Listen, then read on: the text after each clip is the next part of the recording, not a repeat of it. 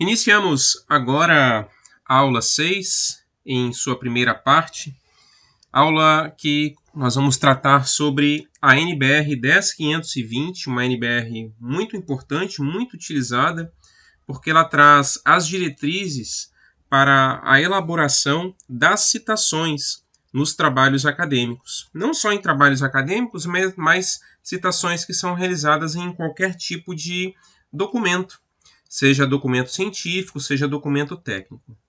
Nessa primeira parte da aula, nós vamos tratar sobre as instruções gerais para a construção de citações de referência, além de verificar os sistemas de chamada e os tipos de citação. Então vamos seguindo, e aí de forma bem tradicional, como nós fizemos com as outras normas também, identificar alguns elementos importantes relacionados à NBR 10520. Primeiro, a numeração atribuída 10520, publicada em 2002. Vocês percebem aí que já são 20 anos de existência dessa norma, até a organização, o arranjo, o layout das normas da ABNT eram diferentes do que são utilizados hoje. Isso só vem demonstrar e corroborar o quanto que essa norma é antiga. Já faz muito tempo que ela foi editada e publicada. E ela só tem a primeira edição, ainda não passou por nenhuma atualização. Então, o título da norma, que é atribuído, que foi identificado, é Informação e Documentação, como sempre, do Comitê CB14, e a norma trata de citações em documentos. Como eu disse para vocês, ela não passou por uma atualização assim, de um longo período, né? Então, aqui a gente observa no terceiro quadro que ela substitui a NBR 10520, que foi publicada em 2001. Então, logo em seguida, passou por uma rápida atualização. De qualquer forma, até corrigindo o que eu falei, então é uma segunda edição da NBR 10520. E o principal aqui, o objetivo, é que essa norma especifica as características exigíveis para a apresentação de citações em documentos. Importante dizer que a citação é uma menção de uma informação extraída de uma outra fonte. Isso é uma definição contida na própria norma 10520 e busca-se fazer citação para atender algumas questões muito importantes. Primeiro, a questão ética, que deve-se realizar as citações para não fazer uso de ideias e conceitos de outros autores, para validar, para dar crédito àqueles que nos antecederam, sobretudo na construção do pensamento, na sistematização do pensamento. Então, a citação também busca dar credibilidade ao trabalho científico, a fim de sustentar as declarações, as argumentações que são elaboradas num trabalho. Busca-se abrigo em outros pensadores, como disse há pouco, que nos antecederam, para sustentar aquilo que afirmamos, aquilo que apresentamos em um trabalho.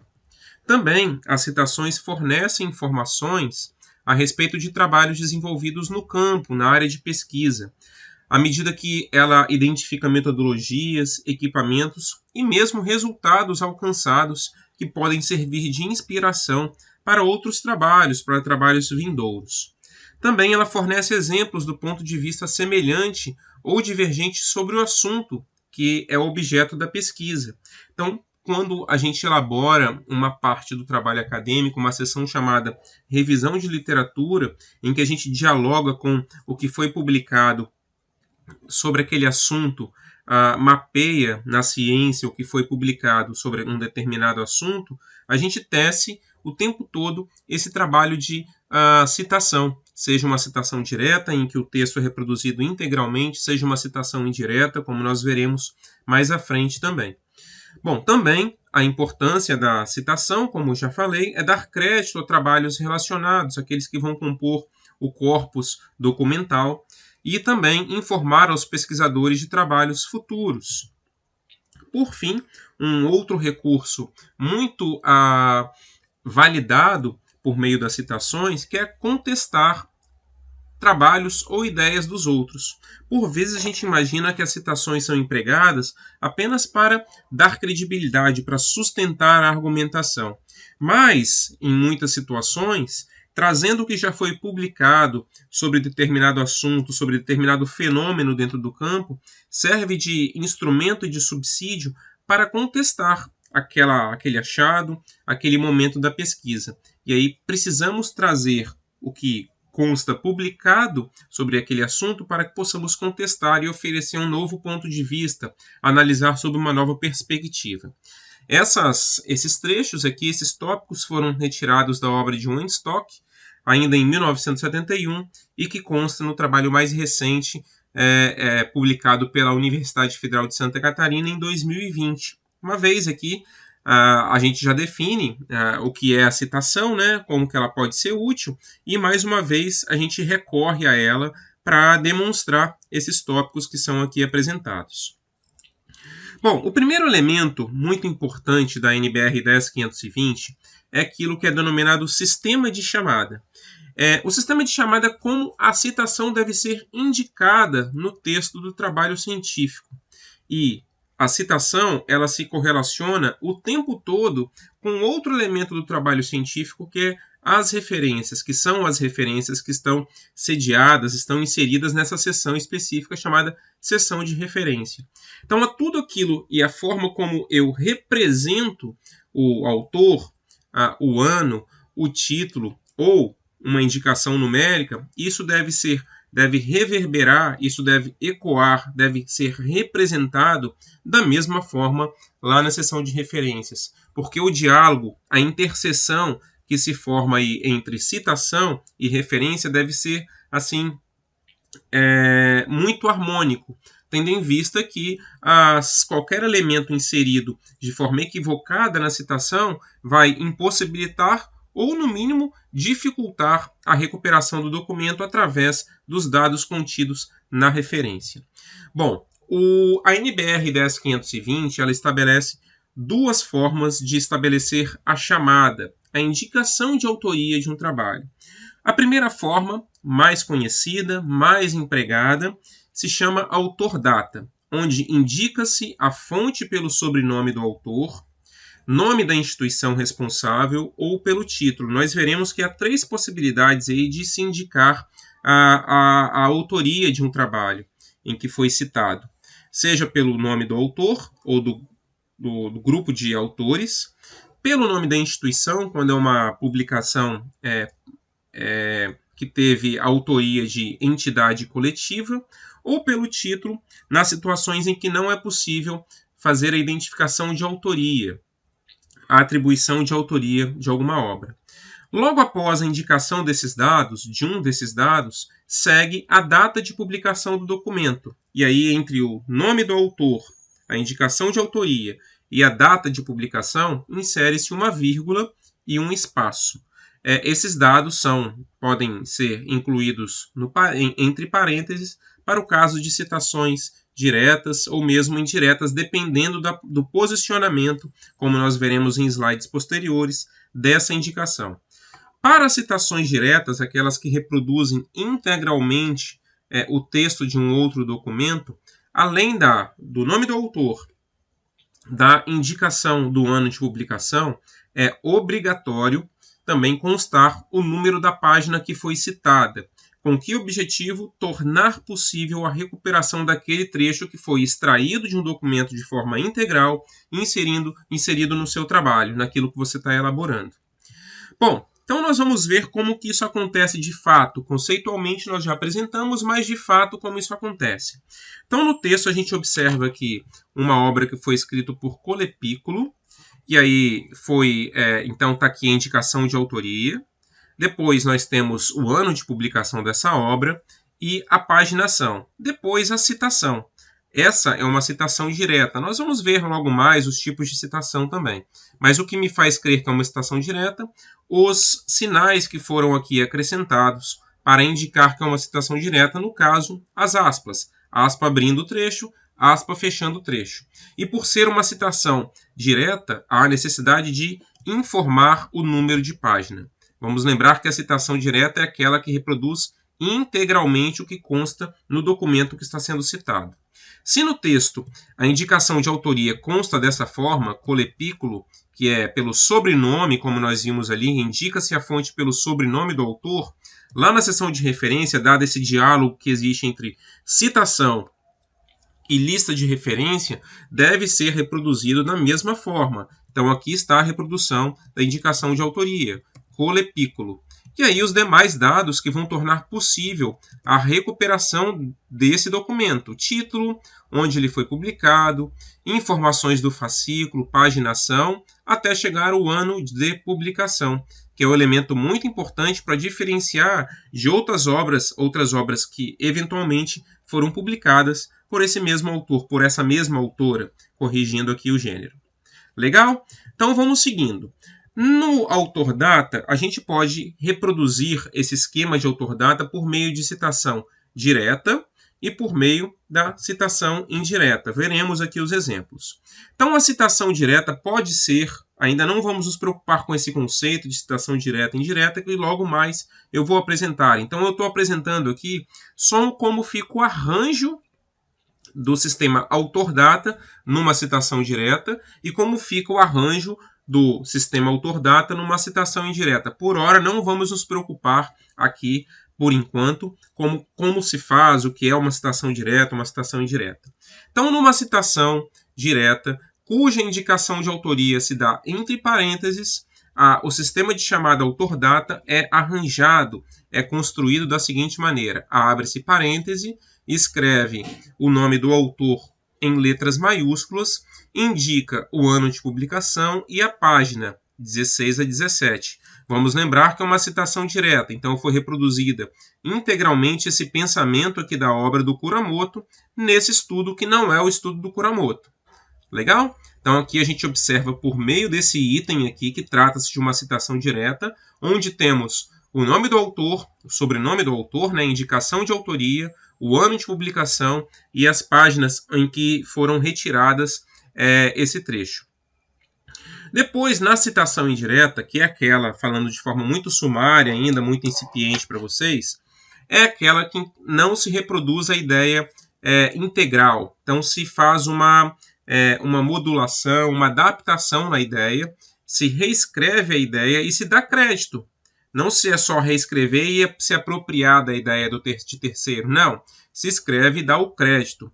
E a citação indireta, ela pode ser tanto incluída entre parênteses também, como pode ser incluída fora dos parênteses, como a gente observa aqui nesse caso, que a gente visualiza tanto aqui como aqui em cima. Então, Kuramoto, 2015, apontou dificuldades nos repositórios brasileiros de compreender que tipo de documentos armazenar. Então, isso aqui é uma afirmação. Isso aqui não foi o autor dessa obra que construiu, mas foi o Kuramoto, numa obra publicada em 2015, e que aqui é uma citação indireta, porque não reproduziu o que consta no documento publicado pelo Kuramoto, diferente desse trecho aqui que reproduz. Na mesma lógica, na indicação textual, né, que é aquilo que a gente chama indicação de autoria incluída no texto, segundo Costa e Leite, publicado em 2006, e aqui menciona o que pensa Costa e Leite. Então, observem aqui comigo que para a construção dessa citação, diferenciando da citação direta para indireta, não há reprodução integral do pensamento desses autores aqui. Mas não vamos olhar para isso agora. O que eu quero que vocês observem é que existem formas diferentes de arranjar, de demonstrar a autoria. A autoria pode ser demonstrada por meio da indicação do sobrenome em caixa alta incluída entre parênteses, mas a autoria também pode ser demonstrada por meio daquilo que a gente chama de autoria incluída no texto, onde não se insere o nome dos autores entre parênteses, faz parte do texto da argumentação e só menciona aqui entre parênteses o ano da publicação. Legal? Logo mais a gente vai ver mais exemplos disso e talvez vai ficar mais claro o que talvez tenha ficado aqui confuso nessa demonstração da indicação de autoria entre parênteses e a indicação de autoria incluída no texto. Não é que elas estão associadas a indicação entre parênteses necessariamente precisa ser uma citação direta. E a citação incluída no texto necessariamente precisa ser uma citação indireta. Não. Isso existem as duas possibilidades de serem aplicadas aqui. Eu só trouxe um exemplo aqui para mostrar como que se faz o arranjo da indicação entre parênteses e a indicação incluída no texto. Seguindo ainda com a lógica do sistema de chamada autor-data, a indicação de autoria incluída no texto é o que a gente está observando nesse exemplo aqui, ó, incluída no texto. Como que ela deve ser arrumada, demonstrada, qual é o layout dela? Ela deve ser feita em letras maiúsculas e minúsculas, ou seja, o primeiro caractere em maiúsculo, os demais em minúsculos, indicando-se a data e página, se necessário, entre parênteses. Então, qual é a situação em que indicamos página? Obrigatoriamente, quando se trata de uma citação direta, aquela que reproduz integralmente as ideias de um autor. Por exemplo, então como que a gente faz essa demonstração de autoria, indicação de autoria com as variações que existem dentro da composição de um texto? Então, seguindo a lógica, a citação, o arranjo, né, do autor-data, por meio da indicação da autoria incluída no texto, quando trata-se de um autor, exemplo, de acordo com Santos, vamos lá, em maiúscula, minúscula, o S em maiúsculo, os demais caracteres minúsculos e a indicação de data entre parênteses. Quando trata-se de dois autores, então, segundo Almeida e Melo, então quem vai fazer a junção entre os dois autores, quem é que faz aqui é o E, a letra E. Então, Almeida e Melo e o ano de publicação da obra. Quando são três autores, Santos, Almeida e Melo. Então, entre os dois primeiros, a separação ocorre pela vírgula. E entre o segundo e o terceiro, novamente se coloca o E. E depois o ano de publicação. Santos, Almeida e Melo ressaltam que o acesso aberto de periódicos, isso é a inclusão, a indicação de autoria no texto. Legal? Bom, e na situação em que nós temos mais de 3 autores, 4 para cima? A norma indica que há duas possibilidades de ordenação, de indicação de autoria, de composição, né, da indicação de autoria para mais de 3 autores. Primeiro delas, aquela bastante consagrada, que é a indicação do primeiro, e depois o acréscimo da expressão latina etial, que significa e outros, etialter, e outros, etiale, perdão, e outros, etiale, não etialter, etiale e outros. Isso quer dizer que, além do Andrade, outros autores também escreveram, mais de 3 autores escreveram aquela obra. Então, a indicação pode ser feita dessa maneira, como também a norma faculta a construção da indicação de autoria, nomeando todos os autores que a escreveram. Como a gente observa aqui, Andrade, vírgula, Neves, vírgula, Santos, e sempre a lógica é essa. Antecedendo o último autor, caso seja mais de um, sempre acrescenta-se o E. Antecedendo o último autor, acrescenta-se o E. Muito bem. E quando, por exemplo, quando não é possível identificar a autoria de uma obra, não se consegue observar quem é o responsável intelectual por aquela obra.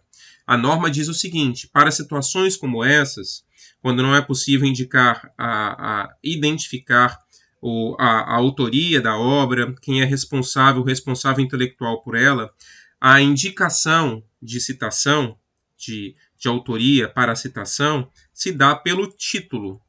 E como é que se dá pelo título? De que forma? Indicando a primeira palavra contida no título. Entrada pelo título.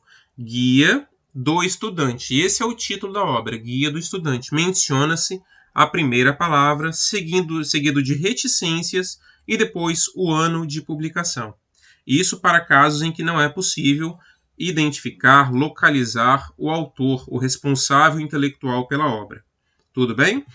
E para finalizar, nas situações de entidade coletiva, em que uma obra é escrita por uma pessoa física, por uma instituição, por uma organização, a descrição se dá pelo nome da instituição, não é de forma abreviada, nada disso, por extenso, com as iniciais de cada uma das palavras da instituição maiúscula. Então é sempre aquela lógica. Para uma citação que é incluída no texto, conforme a norma prevê, deve-se indicar a autoria com letras maiúsculas e minúsculas, a combinação de maiúsculas e minúsculas, com a inicial sempre maiúscula, as demais em minúsculas, e depois indica-se a data e, se necessário, a página também entre parênteses. Legal? Agora a gente vai ver a outra forma, com a indicação de autoria entre parênteses. A indicação de autoria entre parênteses obrigatoriamente é apresentada em letras maiúsculas. Então, se no texto, vou voltar ao exemplo anterior para vocês verem, esqueçam isso aqui, citação direta e citação indireta. Vamos olhar só isso aqui. Se no texto basta informar o nome do autor com a primeira maiúscula, as demais em minúsculas, inserir o ano da publicação, a citação, a indicação de autoria em uma citação, quando representada dentro dos parênteses, deve ser transcrito o nome do autor com todos os caracteres maiúsculos, depois separado por vírgula, o ano da publicação, legal? E se for uma citação direta, como é essa aqui, o número de páginas. Legal? Então vamos lá ver como que isso ocorre na mesma perspectiva de um autor, dois autores.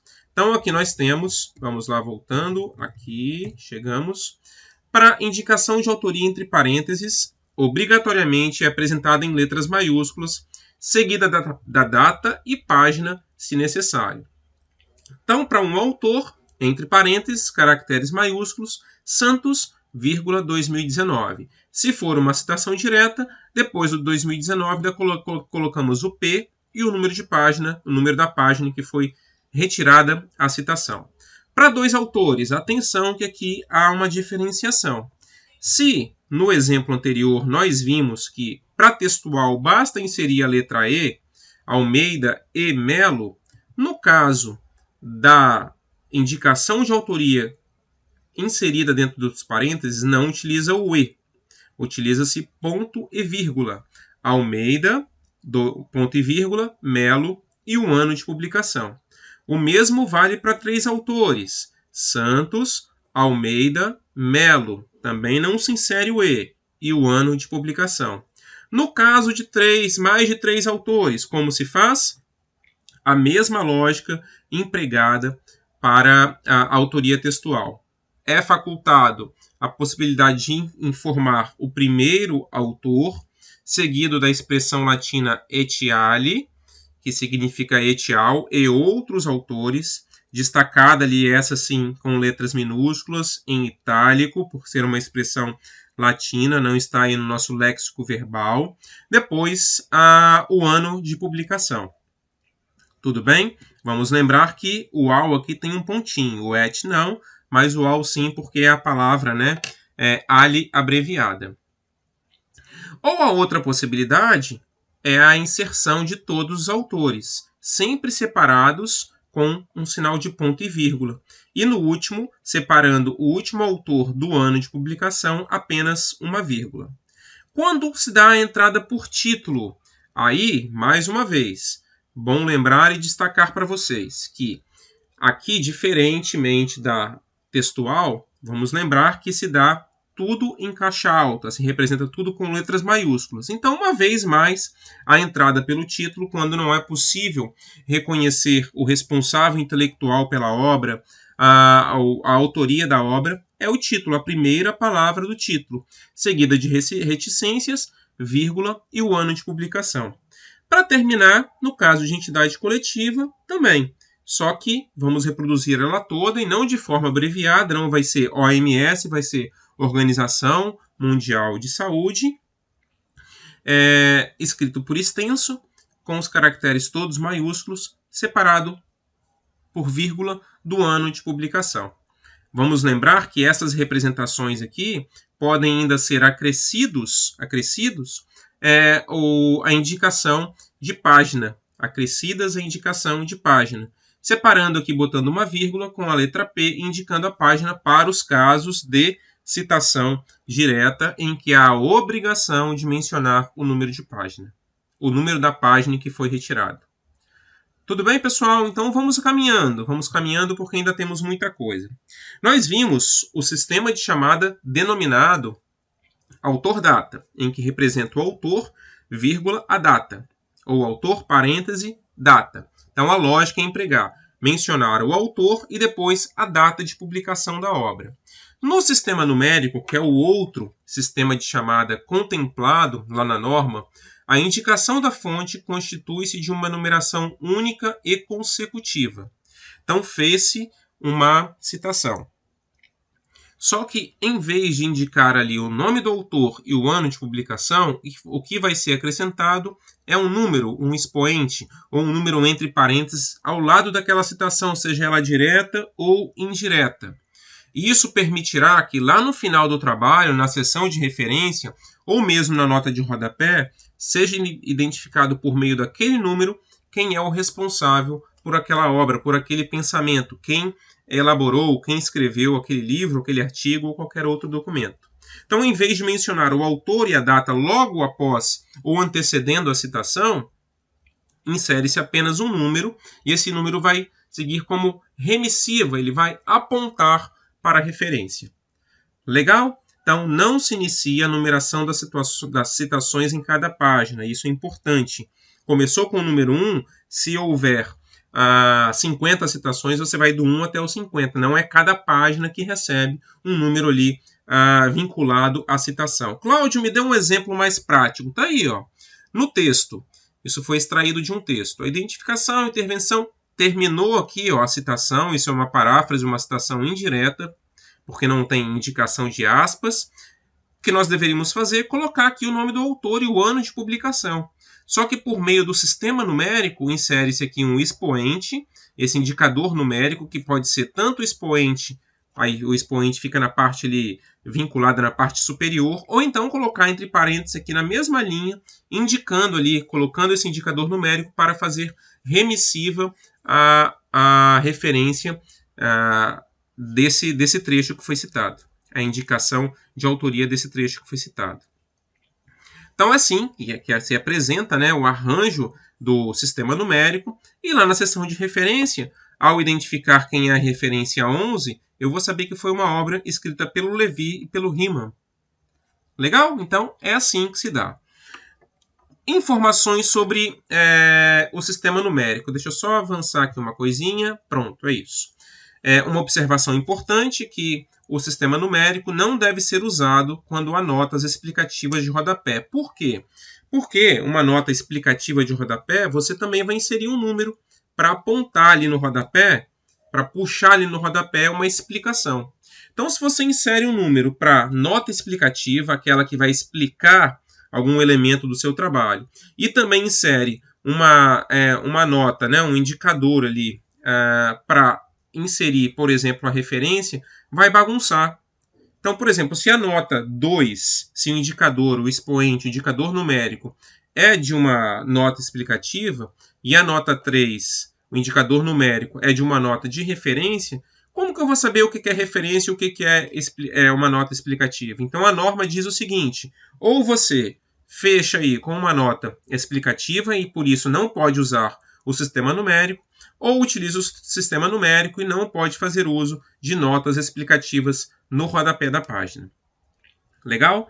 Agora, uma observação que assim não consta na norma, mas é senso comum aí entre a escolha do sistema de chamada. Embora não haja uma indicação, uma predisposição, isso esteja claro lá na norma, mas pode-se depreender que o sistema autor-data ele é preferível em detrimento do sistema numérico. Por quê? Porque o sistema numérico ele segmenta muito a leitura. Então você está fazendo a leitura. Legal. Identificou uma citação ali pelo expoente, conforme a gente visualiza aqui, ó, pelo indicador numérico, e quer saber quem é o autor daquilo. Você tem que parar e até o final do trabalho para identificar quem é o autor daquilo por meio ali da seção de referência.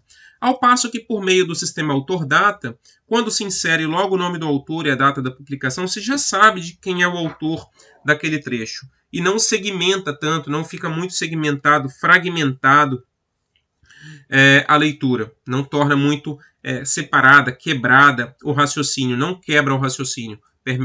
Permite a linearidade ali da leitura. Legal? Então vamos avançando. Se nós vimos agora o sistema de chamada, nesses minutos que foram apresentados, agora a gente vai para os tipos de citação. A norma estabelece 3 tipos de citação, sendo a primeira aquilo que é chamado de citação direta ou citação textual. Ela é curta, pode ser curta, em até 3 linhas, e pode ser a longa, com mais de 3 linhas. A citação direta é a transcrição literal de textos de outros autores. A segunda modalidade de citação é a citação indireta, conhecida também como paráfrase. É um recurso estilístico, né, muito empregado e que sugere-se, né, que se faça mais uso de paráfrase do que propriamente da citação direta nos textos, a fim de evitar aquela famosa colcha de retalhos. Segundo fulano, de acordo com cicrano. Então parece que você está só reproduzindo a ideia de terceiros, ao passo que a paráfrase permite assim a reprodução livre das ideias, sem a transcrição literal, e também permite a ideia de síntese. Você lê vários autores e transcreve o que pensam esses autores com suas palavras. Então é um estilo de escrita de um estilo mais refinado, né? E indicado para redação acadêmica e redação científica. O terceiro tipo é aquele que a gente precisa olhar com muita atenção e usar com muita cautela, chamado citação de citação. Por quê? Porque ele é um recurso permitido somente quando o acesso ao documento original não for possível. Então você vai fazer citação a uma obra que foi citada por um outro autor. Você vai citar uma obra inicial, a qual você não teve acesso, e você está tendo acesso ao pensamento daquela obra por meio de outro autor. Então isso é perigoso, precisa ser utilizado com muita cautela, porque pode possibilitar a inserção, né, de ideias equivocadas, a demonstração de ideias equivocadas, tendo em vista que você não está consultando a obra original, a fonte primária. Você está consultando uma obra que foi reinterpretada e permite aí equívocos que muitas vezes ocorrem nesse esquema de citação de citação. Vamos ver então cada uma delas. A citação direta é parágrafo, frase ou expressão usando as mesmas palavras empregadas pelo autor consultado. Então, a forma obrigatória para representar a indicação de autoria por meio da citação direta: autor, data e página. Quando a citação literal for curta, isto é, até 3 linhas, precisa ser transcrita entre aspas duplas. Então, a citação inteira abre aspas, faz a citação, fecha aspas, inserida no texto e sem destaque tipográfico. Da mesma forma como você vem escrevendo o texto com a mesma fonte, tamanho de fonte, com a mesma tipologia, com o mesmo espaçamento, tudo deve ser inserido também a citação literal, citação direta curta. A única coisa que vai ser acrescido para dizer que aquilo é uma citação são as aspas duplas abrindo e fechando o trecho que foi citado e depois a indicação de autoria com autor, data e página, antecedendo ou inserida depois do trecho que foi citado. No caso daquela citação que é reconhecida como longa, aquela que é superior a 3 linhas, a norma prescreve que o parágrafo deve ser recuado a 4 centímetros da margem esquerda, sendo a fonte menor do que é usada no texto, com espaçamento simples, entre linhas e sem aspas. Então, tudo isso aqui, que consta como diretriz, a gente já viu isso lá na aula sobre a NBR 14724, quando a gente estava falando sobre o arranjo do formato do trabalho acadêmico, como que ele deve ser estruturado. Lembra, né, que alguns requisitos do trabalho seguem uma formatação diferente quanto ao tamanho de letra e o espaçamento. Esse é no caso aqui da citação longa. Nós veremos, então, a aplicação dessas diretrizes no exemplo que agora a gente vai observar.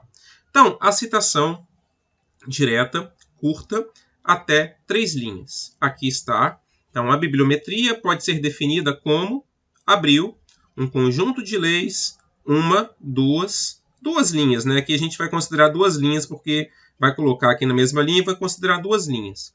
Fez isso, informa quem são os autores responsáveis, indica quem são aqueles responsáveis, a indicação de autoria, Guedes, ponto e vírgula, Borchver, ano de publicação e a página. Vamos lembrar que para citação direta é obrigatório a indicação de página. Legal, pessoal? Agora vamos para um exemplo de citação direta longa, aquela superior a 3 linhas. 1, 2, 3, 4, 5, 6, 7, 8. 8 linhas aqui foram consideradas. Então a norma diz o seguinte: recuo de 4 centímetros da margem esquerda. Legal. Depois, outro detalhe. Fonte menor do que é usada no texto. Então, se aqui é 12, utiliza-se 10, por exemplo. E espaçamento, se o espaçamento é de 1,5, como diz a NBR 14724, o espaçamento daqui é simples. Legal? E isso são as diretrizes. Depois, não se coloca aspas, por quê? Porque o próprio arranjo aqui já demonstra que trata-se de uma citação. Aqui coloca-se as aspas para enfatizar que trata-se de uma citação, que não é a ideia concebida pelo autor desse texto aqui, mas a ideia trazida de outros autores. Legal? E aqui não se faz o uso das aspas, por quê? Porque o próprio arranjo adotado pela norma indica que isso trata de uma citação direta longa. Essa caracterização aí visual, recuo de 4, fonte menor, espaçamento simples entre linhas, coisas do tipo. Tranquilo? Vamos avançando então. A citação indireta, também conhecida como paráfrase, como eu disse, é uma estratégia, um recurso eficaz de redação. Por quê? Porque ela permite aos autores resumir, sintetizar informações de uma ou de mais fontes, focar em informações significativas e até mesmo comparar e contrastar ideias que são semelhantes, ideias que não estão ali no mesmo nível de concordância, né, que estão divergindo, e aí apresentar detalhes relevantes do pensamento. Então, eu sugiro muito que vocês, quando forem se debruçar aí sobre a construção de um trabalho para disciplina, um trabalho para obtenção de grau, final do curso, ou do mestrado ou do doutorado, que se dediquem mais à construção da citação indireta por meio da paráfrase. Legal? E como isso se dá a indicação de autoria? A forma obrigatória é o autor e a data. Por que não precisa colocar página? Não é obrigatório colocar página. Por quê? Porque a ideia você reescreveu, você reelaborou, você fez uma nova redação para aquela ideia que foi construída por um outro autor que você está citando. Aqui a gente precisa tomar muito cuidado para não absorver a ideia de terceiro, reescrever e não dar crédito. Mesmo assim, eu reescrevi, eu preciso dar crédito? Sim, porque isso é plágio. Se você absorve a ideia de terceiro, mesmo que você reescreva, você relabore com suas palavras, sintetize com o de outros autores, é extremamente necessário, é fundamental, é necessário que se dê crédito também, porque senão você incorre em plágio. Bom, então por que não é preciso colocar numeração? Porque você não está reproduzindo integralmente aquilo que está publicado na obra. Você reescreveu. Então, se o sujeito for lá procurar, ele não vai encontrar aquilo. Mas pode-se colocar, nesse caso, é opcional colocar o número de página para fazer a comparação ali do que você escreveu com o que consta na obra original. Mas detalhando que não é obrigatório a inclusão da página nas citações indiretas. Vamos aos exemplos. Aqui a gente tem um exemplo, então. Quando os nomes do autor integram o texto, é digitado apenas o inicial em letras maiúsculas. Então, o nome do autor, a indicação de autoria, integra o texto. Tá vendo? Aquilo que a gente viu lá no segundo slide, terceiro slide, quando está incluído no texto ou quando está já destacado como citação, como que a gente faz aqui a indicação de autoria. Então, Zadenberg ressalta. está incluindo no texto. Eu já estou falando do Zadenberg no texto. Zadenberg, 2017, ressalta que o objetivo principal, e assim vai. A outra possibilidade, quando os nomes dos autores sucedem à ideia, ou seja, vem depois da ideia, né? Da ideia que é apresentada, aqui não percebam que aqui não foi apresentada a ideia ainda, ó. Mas aqui sim, no cenário da administração, proporciona melhoria da eficiência, bem como serviços públicos oferecidos aos cidadãos. A ideia já foi apresentada e, por ser já apresentada, aí menciona-se a indicação de autoria, o nome do responsável por quem pensou isso aqui, depois. E por ser inserido depois, insere-se então, se dá o crédito, se faz a indicação de autoria por meio do parênteses, né, da indicação aqui entre parênteses, com caracteres maiúsculos, e o ano de publicação. Legal? Lembra daquilo que a gente falou há pouco? Não é esse exemplo aqui, né? O próximo exemplo. Mas vamos imaginar, por acaso, se fossem duas obras, né? Aqui a gente poderia tratar que aqui era uma obra do Salme e uma obra do Menegasso. Não é.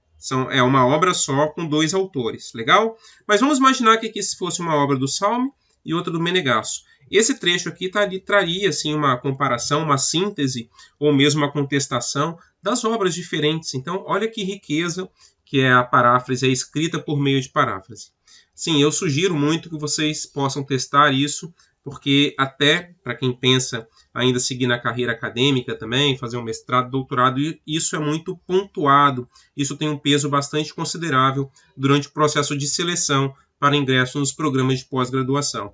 E também evita aquela coisa, como disse há pouco tempo atrás, muito cansativa, de certa forma, naquela coxa de retalhos, segundo fulano, de acordo com cicrano, fulano e cicrano afirmam. Fica assim, parece que você só copiou do texto de outros e foi colocando ali em cada um parágrafo. Tá bom? Bom, a citação indireta, aqui é o que eu falei há pouco, né? Eu nem lembrava desse slide, mas aí vem um exemplo do que eu falei há pouco.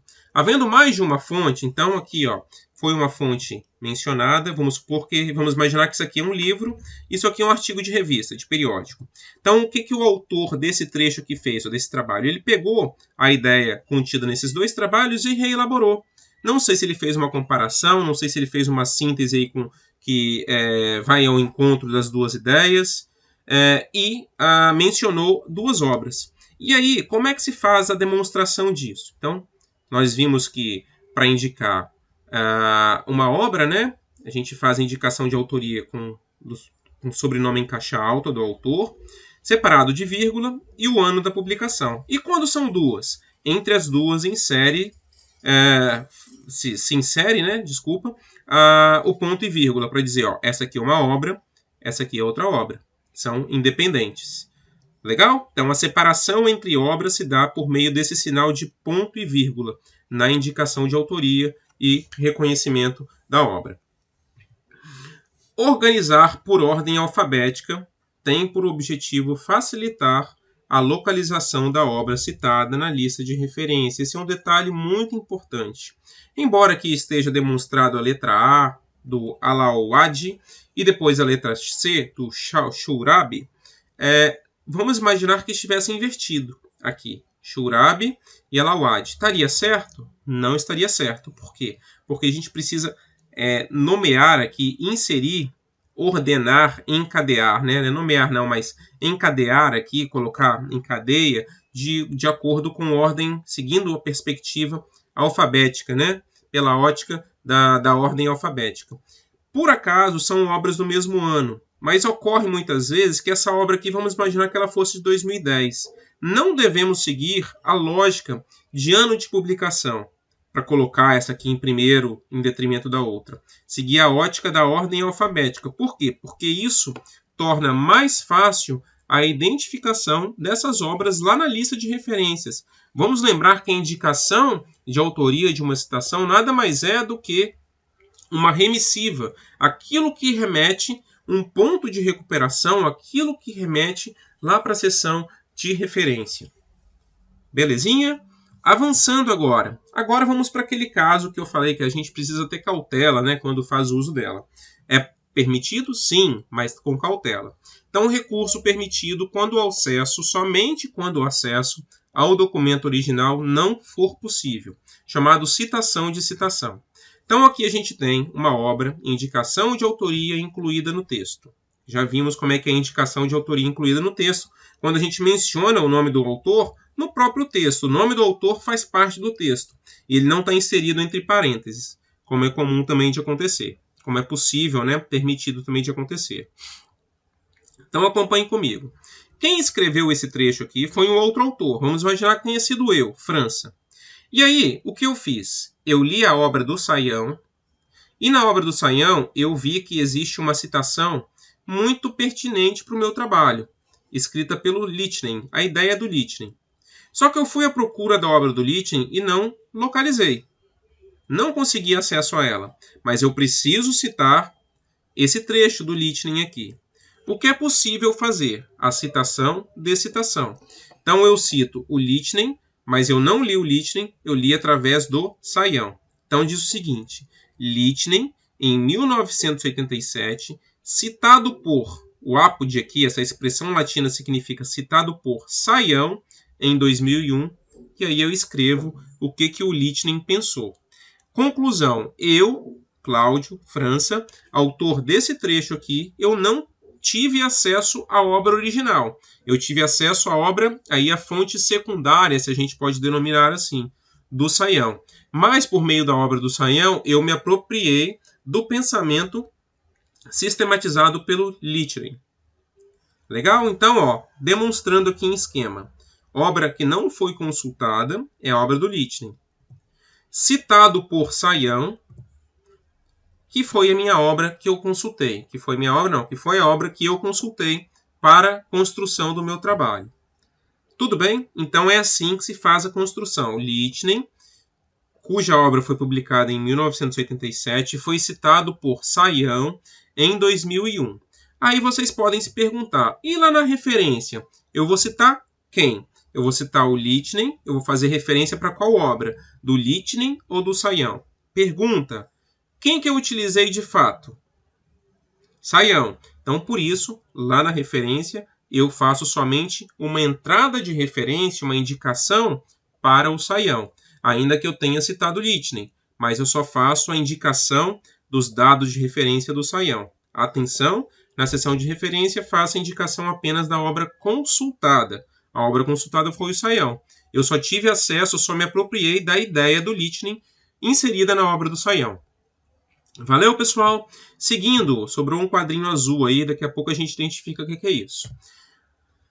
Quando a indicação a gente viu no texto, né, como se dá, né, Lichtnen, 1987, e quando se dá entre parênteses, naquela outra modalidade ali de sistema de chamada, né, que nós vimos. Quando a indicação de autoria entre parênteses, o arranjo se dá entre parênteses, olha como acontece. Então, eu comecei a fazer aqui o meu trecho, fiz, cheguei aqui e coloquei a citação. Um esquema conceitual é chamado de modelagem de informação, até chegar aqui onde fechou a citação direta. Ó. Tudo bem? Chego no final e coloco, ó, Lichtnen, 1987, então aquela mesma lógica que nós vimos no slide anterior, ó lá, ó, Lichtnen, 1987, apud citado por Saião em 2001. Aí aqui, por ser uma citação direta, aqui não é uma citação direta, é uma paráfrase, não, uma citação indireta. Aqui, por ser uma citação direta, e como que eu sei? Olha as aspas aqui, ó, aspas, aspas abre, aspas fecha, e aí, por acaso, como eu estou fazendo no final e não faço no texto, coloquei aqui entre parênteses, com os caracteres maiúsculos, ano de publicação da obra do Lichtnen, a obra que foi citada por Saião em 2001, e por ser uma citação direta, devo obrigatoriamente mencionar o número de página em que esse trecho aqui foi extraído. Tudo bem? Então, obra consultada, citado por Saião em 2001. Bom, se a indicação de fonte estiver contida no texto em construção, a expressão apud há de aparecer na sua forma traduzida, isto é, citado por. Então percebam que um outro arranjo que é possível para fazer citação direta e desde que a indicação de autoria, a indicação de citação, esteja no texto. Aqui, percebam a diferença. Ó, a gente fez uma citação indireta. Não há nenhuma aspas aqui, só aspas aqui para destacar um trecho, né? Mapeamento da realidade, mas não é o pensamento dele. É só um trecho, né? Uma ideia aqui, mas não é a ideia do Lichtner. Então se elaborou aqui uma citação indireta. Mas quando se faz uma citação direta com a indicação de autoria contida no texto e não entre parênteses, como está aqui, Lichtner, o que se faz? Em vez de usar apode, usa-se citado por. Por quê? Para que não fique usando expressão latina no texto, para não confundir. Então, faça a tradução. Se a indicação de fonte estiver contida no texto, em construção, a expressão apode há de aparecer na sua forma traduzida, isto é, citado por. Tranquilo, pessoal? Espero que tenha ficado claro para vocês. Bom, a aula aqui, sei que ficou longa, são 50 minutos. Então, mais uma vez aqui eu destaco aquela questão de que o que é apresentado aqui de modo algum substitui o que está na norma, mas ao fazer com que a aula tenha ficado tão longa de 50 minutos, foi tentar detalhar o máximo possível essas variações que nem sempre são tão simples no que diz respeito à construção das citações. Eu peço desculpas porque muitas vezes fica cansativo, né, a apresentação desse conteúdo todo, mas a gente tem que levar em consideração também que a gente está num esquema de apresentação, de curso que vocês fazem de forma semipresencial, muitas vezes mais à distância do que presencial. E aí é a forma da gente esmiuçar o máximo possível dos detalhes contidos na norma. Legal? Mas aí vocês podem assistir, pausar, assistir no outro momento e assim vai. Então, mais uma vez, obrigado pela atenção de vocês. Aqui estão as referências e bibliografias consultadas para a construção dessa aula. Fica aqui o meu agradecimento. Essa é a parte 1. Na parte 2, nós vamos ver alguns casos especiais para a construção da citação. Por hora, muitíssimo obrigado pela atenção, paciência de vocês. Espero revê-los em breve. Até mais.